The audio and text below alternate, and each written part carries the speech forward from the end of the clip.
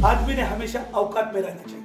काय आदमी ने हमेशा म्हणजे तुमची लायकी गावाकडे जाऊन ते वर दिसतं ना, छोटं छोटं बुम बुम करीत बारीक दिसतं, तेवढी पाहण्याचीच तुमची लायकी. मीच कंपनीने सुरू केलेल्या कंपनीमधून मलाच त्यांनी काढून टाकलं. मला म्हणले की तुम्ही आता काय काम करायचं नाही, घरी बसून राहा, आम्ही तुम्हाला घरी बसून पगार देऊ. शेर बूढ़ा हो गया तो घास खाता है क्या?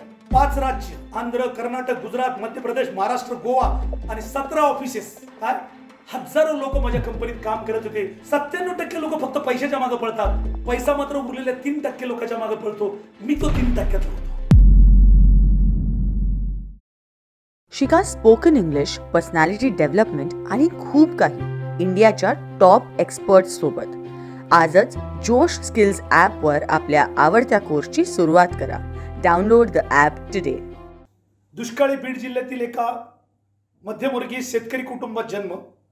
शिक्षणाची कुठलीही पार्श्वभूमी नसताना मी मॅट्रिक, BSc, MSc, LLBचं शिक्षण पूर्ण करून स्टेट बँक ऑफ इंडिया सारख्या नॅशनलाइज बँकेमध्ये चांगली नोकरी स्वकर्तृत्वाने मिळवली. मान, सन्मान, पैसा, प्रतिष्ठा सगळं काही असताना पण माझं मन काहीतरी वेगळं होतं, काहीतरी वेगळं करायचं होतं. जन्म परत परत मिळत नाही, या जन्मात काहीतरी वेगळं करून दाखवायचं आणि म्हणून मी नोकरीमधनं होणार नव्हतं आणि म्हणून मी ठरवलं वेगळं काहीतरी करायचं. नोकरी सोडून, चांगल्या पगाराची नोकरी सोडून व्यवसायात पडलो. माझी स्वतःची कंपनी सुरू केली. कंपनी चांगली चालली होती सेवा उद्योगामध्ये.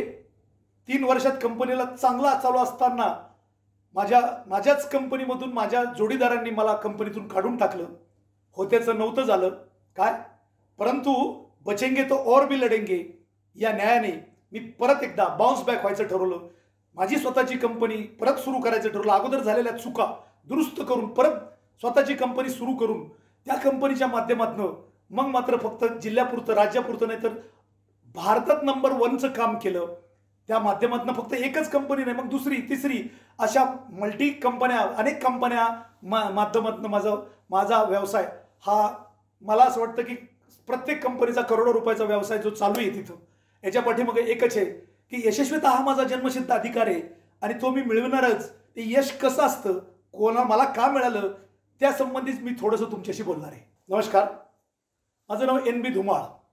माझा जन्म बीड जिल्ह्यातील आष्टी तालुक्यातील मांडवा या गावी एका मध्यमवर्गीय शेतकरी आणि धार्मिक कुटुंबामध्ये झाला. वयाच्या 16व्या वर्षापर्यंत मी शेती आणि शिक्षण करत होतो. 7-8 किलोमीटर पायी जाऊन परत येऊन शेतात काम करून रात्री रॉकेलच्या दिव्यामध्ये अभ्यास करत होतो.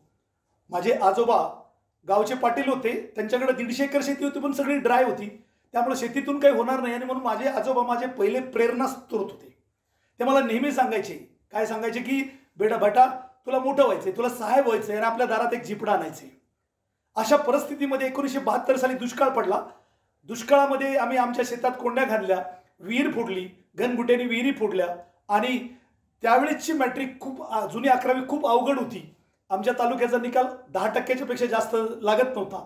अशाही परिस्थितीमध्ये मी 67% मार्कांनी मी पास झालो आणि त्यावेळेस वयाच्या 16व्या वर्षी माझं जग हे 7 किलोमीटरच्या रेडियस पलीकडे नव्हतं. अशा वेळेस मी फक्त ST लांबून पाहिली होती. परंतु माझे आजोबा मला नेहमी सांगायचे की माणूस बदलत नसतो, माणसाचा स्वभाव बदलत नाही, पण परिस्थिती आणि घटना माणसाला घडवत असतात. शेतकरी होतो ही माझी परिस्थिती होती आणि मी मॅट्रिक पास झालो, ही घटना घडली. त्यामुळे पुढच्या शिक्षणासाठी मी औरंगाबादला जायचं ठरवलं. SB सायन्स कॉलेजला मी विज्ञान शाखेत ॲडमिशन घेतलं. आमच्याकडं त्यावेळेस असं होतं की मामाची मुलगी करायची, त्यामुळे मी जरा हुशार होतो म्हणून मामानी लहानपणापासून मी 5वीत होतो तेव्हापासून मला ते जावई म्हणायचे. त्यामुळे ते म्हणले, जावई तुम्ही काय करा की केमिस्ट्री विषय घ्या, म्हणजे आपल्या कारखान्यावर नोकरी लावता येईल तिथं. म्हणून माझ्या आवडीचा नसताना मी केमिस्ट्री विषय घेतला, BSc झालो. BSc झाल्यावरती मी म्हटलं मामा द्या नोकरी, पण त्यावेळेस मामा म्हणले आता जरा बॉडी विरोधी पक्षातली, पुढच्या 5 वर्षानंतर आपली बॉडी आली की मग आपल्याला तुम्हाला नोकरी देतो. दुर्दैवाने मामाची बॉडी काही कधी आली नाही आणि कडा कारखान्याच्या नोकरीचा माझा इतिहास तिथं संपला. पुढे मी ठरवलं, मग मी MSc करायला केलं. MSc केल्यानंतर मला नोकरी लागत होती प्रायव्हेट सेक्टरमध्ये, पण माझ्या आजोबांनी सांगितलं होतं की तुला साहेब व्हायचं आहे. साहेब म्हणजे सरकारी अधिकारी, सरकारी ऑफिसर व्हायचं होतं ते, आणि म्हणून मी नाही ठरवलं. शेवटी LLB करत होतो. त्यावेळेस नोकरी लागण्यासाठी, सरकारी नोकरी लागण्यासाठी एम्प्लॉयमेंट एक्सचेंज नावाचा एक प्रकार होता, तिथून ते कॉल यायचे आणि मला माझ्या आयुष्यातला पहिला आणि शेवटचाच कॉल आला. तो नोकरीचा नव्हता, तो परीक्षेचा होता. स्टेट बँक ऑफ इंडियामध्ये, भारतीय स्टेट बँकेमध्ये 200 कॅशियरच्या जागा भरायच्या होत्या आणि म्हणून त्यांनी सांगितलं की अशी अशी परीक्षा आहे. ती परीक्षा पुण्याला होती. तेव्हा मुंबई आणि पुणे दोनच सेंटर होते. त्यामुळे मी औरंगाबादहून पुण्याला गेलो. तो माझ्या आयुष्यातला पहिलाच प्रसंग. पुन्हा कसं आहे, आबासाहेब गरवारे कॉलेजमध्ये मी परीक्षा दिली, परत आलो. परीक्षे देत असताना फॉर्म भरला तेव्हा मी एका भाड्याच्या खोलीत राहत होतो औरंगाबादला. जर ही ऑर्डर आली तर आपली खोली बदलली तर कसं होईल, म्हणून मी माझ्या गावाकडला पत्ता दिला आणि ती माझी जी अपॉइंटमेंट ऑर्डर आहे ती ऑर्डर केली माझ्या गावाकडे गेली. माझं गावाचं नाव मुक्काम मांडवा, पोस्ट बेलगाव, तालुका आष्टी, जिल्हा बीड. माझ्या गावापासून 4 किलोमीटरवर पोस्ट होतं, त्यामुळे ते पोस्टात गेली. तर पोस्टाचा पोस्टमन जो होता तो चौथी नापास होताना लंगडा होता. त्यावेळेस 78 सालची गोष्ट आहे. त्यावेळेस हे पत्र वगैरे पोस्ट काढायचे फार झालं तर. ही रजिस्टर रेडी आलेली आहे, त्यामुळे ती द्यावा लागते समोर नेऊन. त्याने आमच्या वडिलाला निरोप पाठवला की तुम्ही या, पण ते आमच्या वडिलाला निरोप मिळाला नाही. 6 दिवसानंतर एक तर पत्र द्यावं लागेल किंवा परत पाठवावं लागेल. म्हणून तो पोस्टमन लंगडत आमच्या शेतावर आला. आमच्या वडिलांना म्हणला, ओ बाबूराव पाटील इकडे या, तुम्हाला किती निरोप पाठवले कळालं नाही का तुम्हाला? कसले निरोप साहेब? हे तुमची रजिस्ट्री आलेली. कशाची रजिस्ट्री? ती इंडिया बँकेची नोटीस आली म्हणे तिथं. कारण स्टेट बँक ऑफ इंडियाला त्यावेळेस इंडिया म्हणायची, इंडिया बँक म्हणायची तिथं. म्हणे इंडिया बँकेची नोटीस, तुमचा पोरगा औरंगाबादला शिकतो ना, त्यांनी काहीतरी काशी केल्यानं दिसते, म्हणून तर ही जप्तीची नोटीस आली. काय म्हणजे इतका हुशार होता तो पोस्टमन. आणि आमच्या वडिलांना धास्ती वाटली की रात्रभर झोप आली नाही माझ्या वडिलाला. सकाळी उठले, सायकल घेतली आणि 7-8 किलोमीटर बँकेच्या दारात 9:30 वाजता गेले. त्या वॉचमॅनने हाकलून दिलं, उठा, 10:30 वाजता बँक उघडती. बरोबर आहे, गरीबाला इज्जत नसते, लाज नसते तिथं. 10:30 वाजता बँक उघडल्यावर माझे वडील बँकेत गेले, मॅनेजरला वाकून नमस्कार केला, रामराम साहेब, रामराम साहेब, आम्ही गावचे पाटील येतं. काय, आम्ही तुमच्या दारात कधीच आलो नव्हतो, परंतु साहेब ही तुमची जप्तीची नोटीस आली. तुमची पै चुकती करू, पण साहेब जप्ती नका आणू, आम्ही पाटील माणसं येतं. आणि म्हणून ते म्हटले कशाची जप्ती, कशाचं काय? त्यांनी शेवटी ते कोपरीच्या खिशात ठेवलेलं ते सील्ड पॅकेट होतं ते त्यांच्या हातात दिलं. त्यांनी ते फोडलं. त्यांनी विचारलं, हे नवनाथ कोण आहे? हो म्हणे, तो आमचा मुलगा औरंगाबादला शिकतो, आम्हाला वाटलं होतं तो हुशार आहे, तो काहीतरी चांगलं काम करेल, पण त्यानेच काहीतरी काशी केल्यानं दिसते. ते म्हणले, बाबा तुम्हाला कोणी सांगितलं की जप्तीची नोटीस आहे? ते पोस्टमन साहेब नाहीत का? पोस्टमन साहेब, त्यांनी सांगितलं. अहो म्हणे, बाबा तुमच्या मुलाला नोकरी लागली, तुमचा मुलगा साहेब झालाय. ते म्हणे, कुठं? म्हणे, याच बँकेत साहेब झालाय, स्टेट बँकेत मध्ये. आमच्या वडिलाला इतका आनंद झाला. बाहेर गेले, साखर आणली, थोडीशी दिली, तिथून सायकलवर परत घरी गेले. माझ्या आईला सांगितलं, किती आनंद झाला. आमच्या पिढ्यानपिढ्यामध्ये पहिल्यांदा मला सरकारी म्हणजे स्टेट बँकेत नोकरी लागली होती. माझ्या आईला सांगितलं होते, म्हणे मला औरंगाबादला जावं लागतंय बरं का. मग माझ्या आईनी काय, मी हाताने स्वयंपाक करायचो, त्यामुळे गुळाचे धापाटे बिपाटे केले. मी वडिलांनी 40 किलोचं धान्य भरलं बैलगाडीमध्ये, तिथून ते कड्याला आले, कड्यावरून नगरवरून औरंगाबादला आले. औरंगाबादला येता 12:30 वाजले होते. तेव्हा रिक्षा कमी होत्या, तांगे होते तिथं. आणि त्या तांगेवाल्याला म्हणले, बाबा मला त्या खोकडपुऱ्यात जायचे, 4 किलोमीटर होतं, किती पैसे घेशील? तो म्हणे, रुपये घे. ते म्हणले, बाबा अरे 4 आणे घेतो नेहमी, वाटलं तर रात्रीची वेळ 8 आणे घे, पण तू घे. नाही म्हणे, जमणार नाही, देत असले तर रुपये द्याने तर नाही, परवडत नाही म्हणे, मला परवडत नाही म्हणे तिथं. आणि शेवटी त्यांनी ते 40 किलोचं ओझं डोक्यावर घेतलं आणि दर मजल थोडं टेकवत रात्री 1:30 वाजता माझ्या खोलीच्या दारात आले. माझा पार्टनर आणि मी अभ्यास करीत होतो, LLB सेकंडला होतो. तिथं कडी वाजवली, मी उघडलं तर माझे वडील होते. दादा, मी म्हणलं, दादा तुम्ही? ते ओझं उतरलं, खाली ठेवलं आणि ते काही बोला ना. तिथं खाली बसलो, पाणी दिलं. म्हणलं, दादा काय झालं? तिथं त्यांचं मन भरून आलं तिथं आणि डोळ्यात पाणी होतं त्यांच्या. मी म्हटलं, काहीतरी वाईट घटना घडलेली, कारण त्यावेळेस टेलिफोन नव्हते, काहीच नव्हते, काहीतरी वाईट घटना घडली. म्हणलं, काय झालं दादा, सांगा. ते म्हणले, भाऊ खूप चांगलं झालं, आपल्या कुटुंबाचं पांग फिटलं. म्हटलं, झालं काय तिथं? त्यांनी परत ते कोपरीतून काढलेलं पत्र दिलं, माझ्या हातात दिलं. मी पाहिलं, माझं अपॉइंटमेंट ऑर्डर होती तिथं. मी पाहिल्यावर म्हटलं, म्हणजे बँकेची नोकरी वगैरे वगैरे तिथं. पण म्हटलं, दादा तुम्ही इतक्या रात्री आले कशाला, सकाळी का नाही आले तिथं? म्हणे, तुझ्या आईने सांगितलं की तुम्ही आता चाललेत औरंगाबादला, तुम्हाला रात्र होईल. मला माहिती आहे रात्र होईल, रात्री केले तरी तुम्ही असं करा, आपल्या नानाला, मला नाना म्हणायचे ते, की सकाळी पहाटे लवकर उठवा, त्याला आंघोळ घाला आणि तांबडं फुटायच्या आत, दिवस उगायच्या अगोदर बँकेच्या दारात आपला पहिला नंबर लागला पाहिजे. जर का आपल्या अगोदर दुसरा कोणी गेला आणि जर नोकरी गेली तर काय म्हणावं त्या आई वडिलांना? म्हणजे अज्ञानी होते, अडाणी होते, पण प्रेम किती होतं, ते प्रेम किती होतं. आणि म्हणून अशा प्रकारे म्हणजे मी बँकेत जॉईन झालो, स्टेट बँक ऑफ इंडियामध्ये 1979ला जॉईन झालो. चांगली नोकरी मिळाली होती मला, पगार चांगला होता, मान सन्मान होता. अशा परिस्थितीमध्ये काय झालं की मी त्यावेळेस जग पहिल्यांदा पाहिलं. खेडेगावातून गेलेलो आणि हे सगळं जग पाहत होतो मी. पण अनेक पुस्तक वाचो, अनेक लोकांचे चरित्र, मी 100-150 चांगल्या यशस्वी माणसाचे चरित्र वाचलेले, आणि म्हणून चरित्र वाचाल तर चारित्र घडल, म्हणून मी चरित्र वाचत होतो. अशा परिस्थितीमध्ये मला एकदा म्हणजे बँकेच्या कामानिमित्त मुंबईला जायचं योग आला. बँकेने सांगितलं मुंबईला जायचं. मुंबईला गेलो. पहिल्यांदा आयुष्यात मुंबईला गेलो. ही 82-83ची गोष्ट होती. मुंबईला गेलो आणि बँकेतलं काम झालं. माझं लवकरच काम झालं, 12 वाजता काम झालं. माझ्याबरोबर माझा एक मित्र मराठवाड्यातून आलता, पराग देशपांडे नावाचा, त्याचंही काम झालं. मी त्याला म्हणलं, यार पराग, आपण म्हणजे मुंबई बघू, जीवाची मुंबई करायची म्हणतात ना, कशी असते मुंबई? ते म्हणे पाहू. म्हणलं डबल डेकर मधून बघू, जरा वरून मुंबई कशी दिसते. आणि म्हणलं मला विमान पाहायचंय, म्हणलं विमानतळावर जायचं. ते म्हणे जाऊ. आम्ही डबल डेकरनी सांताक्रूज विमानतळावर गेलो. तेव्हा काचेतून विमान पाहायची सोय होती. मी विमान पाहिल्यावर अरे बापरे, मी उडालोच. म्हणलं पराग, काय बंबाडची बंबाड आहे रे? तो म्हणतो हो धुमाळ पाटील, विमान खूप मोठं आहे. काय? विमान खूप मोठं आहे. पाहिलं विमान, मला खूप आनंद झाला. लगेच माझ्या मनातून काय झालं माहित नाही. मी म्हटलं पराग, मुंबई ते लंडन किती भाडं असेल रे तिथं? ते म्हणतो धुमाळ पाटील, ज्या गावाला जायचं नाही त्या गावचा रस्ता कोणी विचारतं का? तुला जायचं का लंडनला? म्हणलं नाही. मग कशाला विचार? ते बी खरंच आहे म्हणलं. पण तेवढ्यात काय झालं की तिथं बाजूला एक माणूस उभा होता, माहित नाही कोण होता, हिंदीमध्ये थोडा मराठी हिंदी बोलत होता. त्याला इकडे इकडे काय नाव म्हणले तुमचं? म्हणलं धुमाळ पाटील. कुठले तुम्ही? आम्ही म्हणलं खूप लांब, बीड जिल्ह्यात तिकडं वगैरे वगैरे सगळं तिथे. म्हणजे आणि त्याने मी सांगितलं की म्हणजे शेळीने कधी उंटाचा मुका घेतला का म्हणे? म्हटलं म्हणजे आदमी ने हमेशा औकात में रहना चाहिए. काय आदमी ने हमेशा म्हणजे तुमची लायकी गावाकडे जाऊन ते वर दिसतं ना, छोटं छोटं बुंग बुंग करीत बारीक दिसतं, तेवढी पाहण्याचीच तुमची लायकी. त्याने माझी लायकी काढली. इतका राग आला, वाटलं घरा पायात चप्पल काढून एक ठोकून द्यावा, पण मुंबई आहे, आपल्या कोणी ओळखीचं नाही.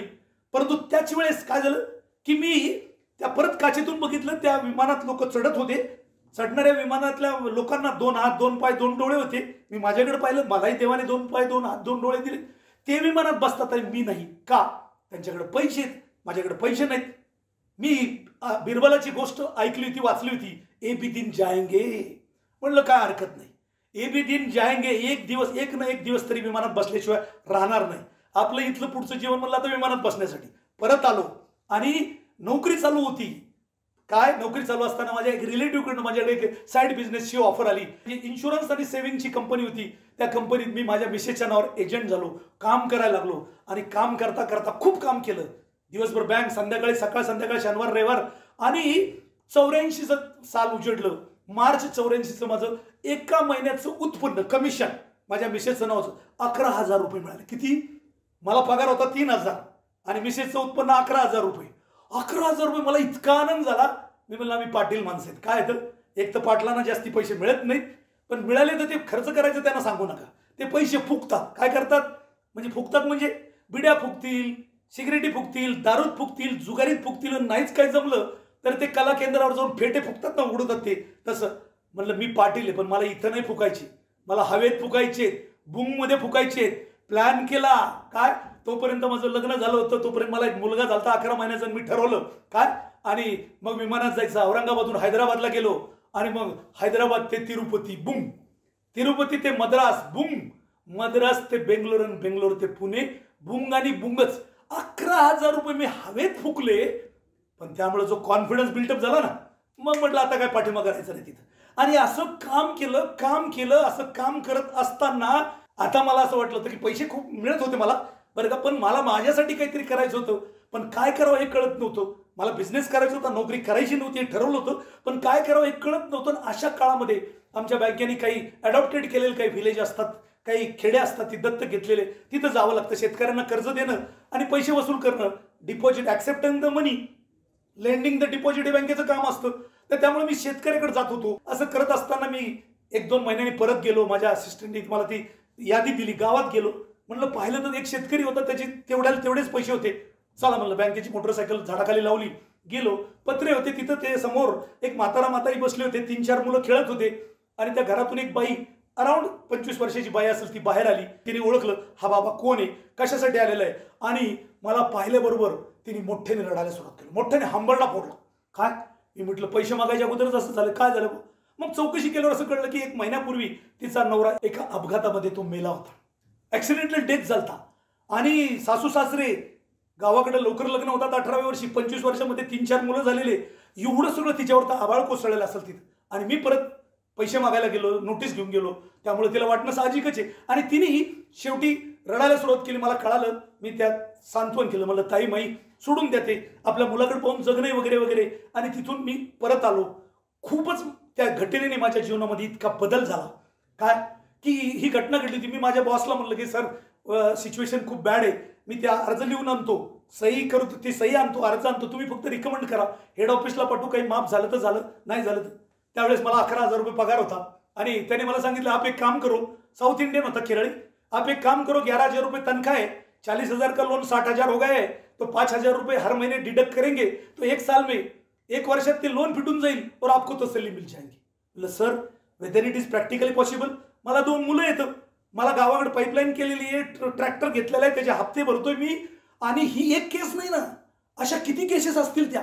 आणि माझा बॉसने सांगितलं, म्हणलं की याची इच्छा नाहीये, सोडून दिलं. पण मी सर्च केल्यानंतर माझ्या असं लक्षात आलं तिथं की भारत सरकारचा विमा 60 रुपयाचा जर त्याच्या नावावर टाकून जर विमा काढला असता 1 लाख रुपयाचा तर 60,000चं कर्ज वसूल उरलेले 40,000 रुपये मी त्या बाईला देऊ शकलो असतो. कर्ज माफांवरती 40,000 रुपये, किती आनंद झाला असता. पण आता शक्य नाही, सगळं संपलेलं आहे. काय मग म्हणलं ठीक आहे, गॉट इट, मला मिळालं. काय मला काय करायचं तो व्यवसाय मिळाला. आणि म्हणून मग मी दिल्लीला गेलो, मुंबईला गेलो, LICC नॅशनल लेवलवर टायप केलं. काय दिल्लीला गेलो, New India Insurance Company, Oriental Insurance, GICच्या कंपन्यांशी टायप केलं नॅशनल लेवलवरती. आणि मी ठरवलं की काय करायचं, आता फुल टाइम तो करायचा, नोकरी सोडायची. आणि मी नोकरी सोडण्याचा विचार फायनल केला. बँकेला 1 मंथ नोटीस द्यायची म्हणून मी माझा राजीनामा पत्र घेऊन बँकेत गेलो. आमचे मॅनेजर होते, 59 वर्ष वय होतं त्यांचं, आणि त्यांच्याकडे मी दिलं. अर्ज दिल्यावर त्यांनी वाचलं आणि ते मला म्हणले तुझी तब्येत वगैरे ठीक आहे का. म्हटलं हो ठीक आहे. काही डोकं बिकं. म्हणलं सगळं ठीक आहे. राजीनामा द्यायला निघाला म्हणे तू. हो म्हटलं मला बिझनेस करायचा तिथं. काय तुझं डोकं बिकं सरकलं काय म्हणे तिथं. काय म्हणजे तुला स्टेट बँकेची एवढी मोठी पगाराची नोकरी आहे, एवढा ऑफिस, एवढं मान सन्मान आहे सगळं, आणि तू नोकरी दे सोडायला निघाला. अजिबात करू नकोस म्हणे, माझा सल्ला आहे तुला. माझे केस जे पांढरे झालेत ना म्हणे ते उन्हाने नाही झाले, अनुभवाने झालेत, म्हणून तुला सांगतो म्हणे, तुझ्यासारखा असा उलटा विचार करून जे गेले इथून त्यापैकी 10 पैकी 7 लोक रस्त्यावर आले, भिकायला लागले, खायला मिळालं नाही त्यांना.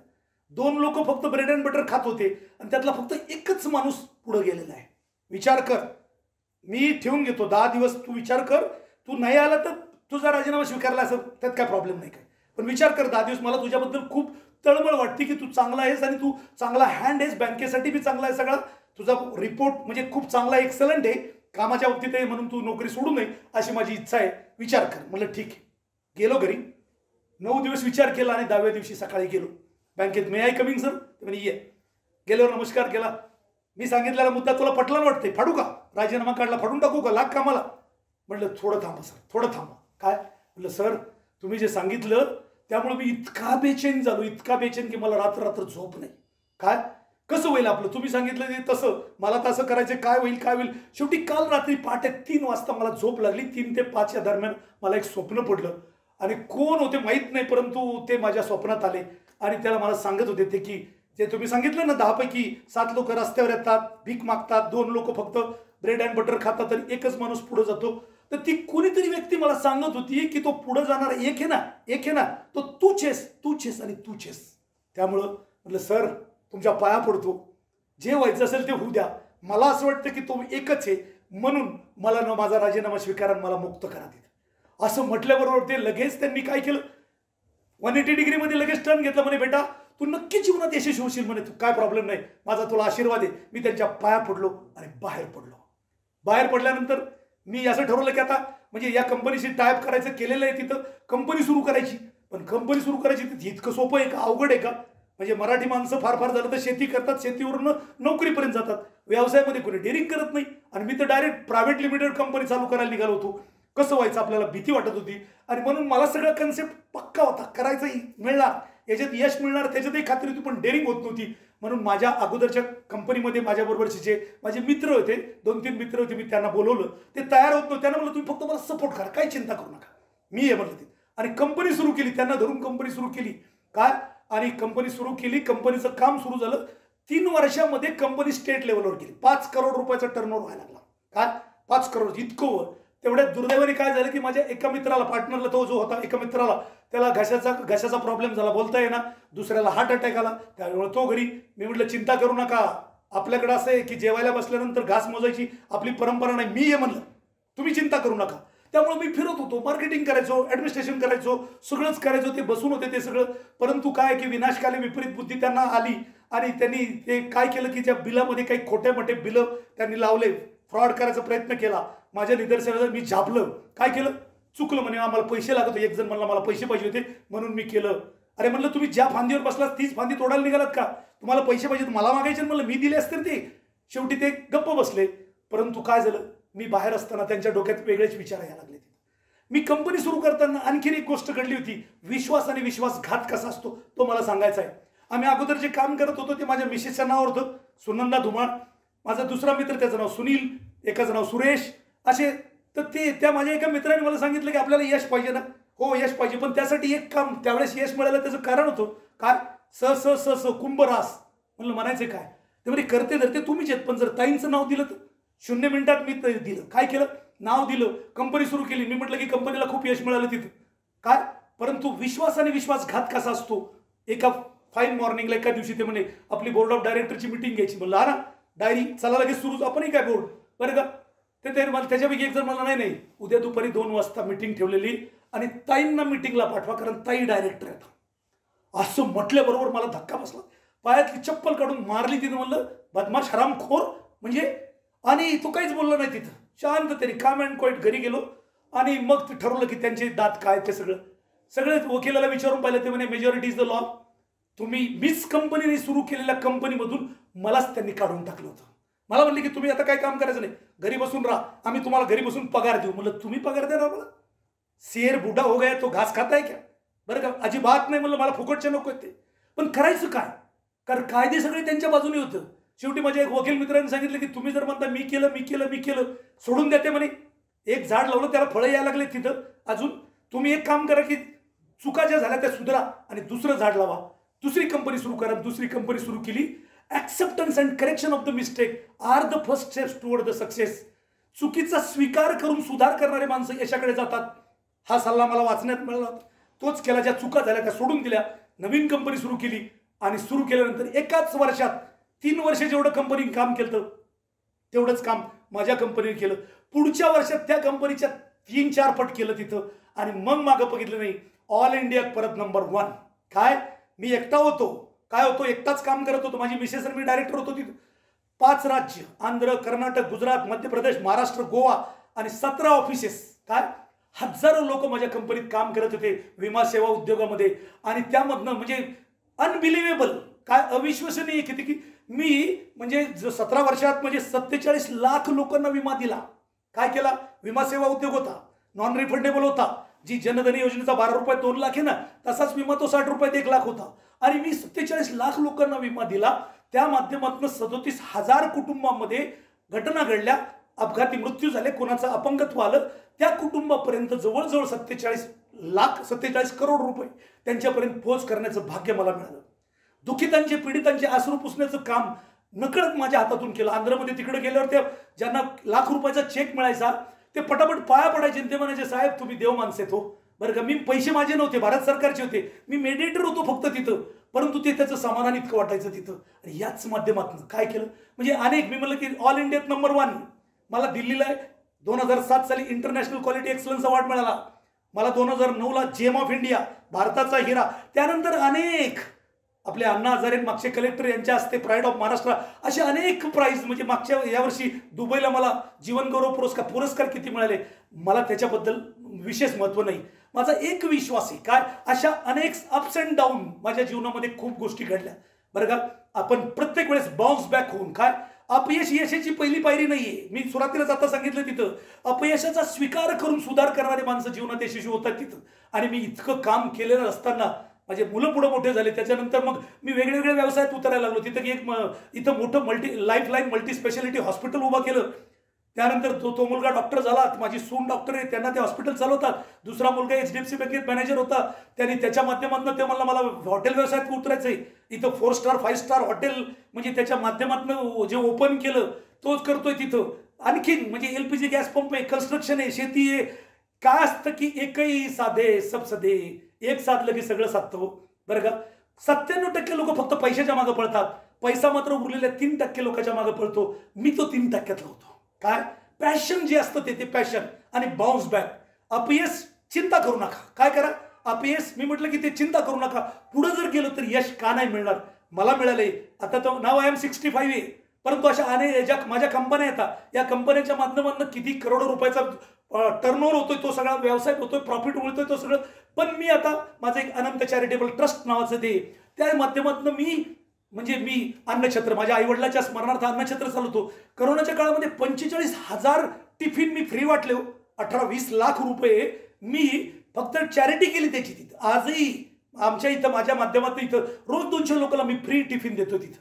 खऱ्या अर्थाने काय म्हटलं मी की म्हणजे हे कशामुळे घडलं तिथं, तर मी लोकमान्य टिळकांचं एक चरित्र वाचलं होतं. त्याच्यात त्यांनी म्हटलं होतं की काय, स्वराज्य हा माझा जन्मसिद्ध अधिकार आहे, मी यशस्वी होणारच. मी म्हटलं स्वराज्य मिळालेलं आहे तिथं काय, पण मी तो मिळविणारची भाषा होती. मला त्याच्यावरून आठवलं तिथं की मला यश पाहिजे होतं, आणि म्हणून मी माझं थीम बनवली, एक वाक्य बनवलं की यश आणि यश कसं असतं. यश कोणाही अरेगाबाळ्याला यश मिळत नाही. यश त्यांनाच मिळतं ज्यांना ते अंतर्मनापासून हवं असतं. आत्म्याची ग्वाही त्रिभुवनात नाही.